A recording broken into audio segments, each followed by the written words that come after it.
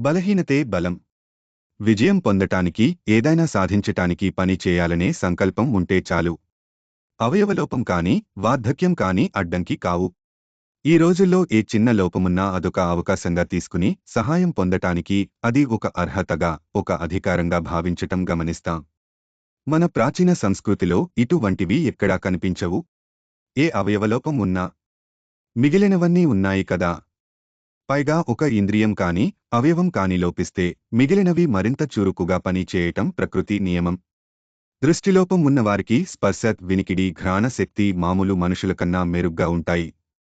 అదేవిధంగా వినికిడి లోపం ఉంటే చూపు చురుకుగా ఉంటుంది. బలహీనతలని బలంగా మలుచుకుంటే విజయం కరతలమలకం. ఉదాహరణకి అనూరుడు. తల్లి తొందరపాటు వల్ల గ్రుడ్డులో నుండి బయటకు వచ్చే సమయానికి శరీరం పైభాగం మాత్రమే ఏర్పడింది. ఊరువుల నుండి క్రింది భాగం తయారు కాలేదు. తల్లి పొందిన వరం వల్ల చాలా బలిష్ఠుడుగా పుట్టాడు. కాళ్ళు లేవు కనుక ఆ బలం మొత్తం చేతులకి వచ్చింది. కాళ్ళు లేవని నిరుత్సాహపడలేదు. కూర్చుని చేసే పనిని ఎన్నుకున్నాడు.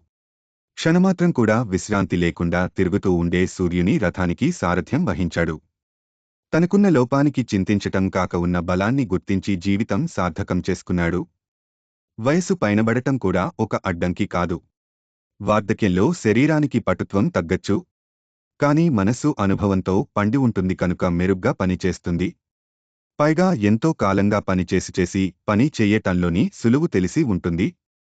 శ్రమపడకుండా అలవోకగా చెయ్యగలరు. కూర్చున్న చోటు నుండి కదలకుండానే ఎంతో చెయ్యవచ్చు. సలహాలు సూచనలు ఇస్తూ ఉండవచ్చు. కార్యరంగంలోకి దూకి పని చేయనక్కరలేదు. చేయించవచ్చు కదా.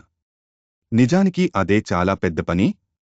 అందుకే పెద్దవారిని ముసలివారు, పనికిరానివారు అని చులకన చెయ్యక అనుభవజ్ఞులని గౌరవించటం మన దేశ సంస్కారం.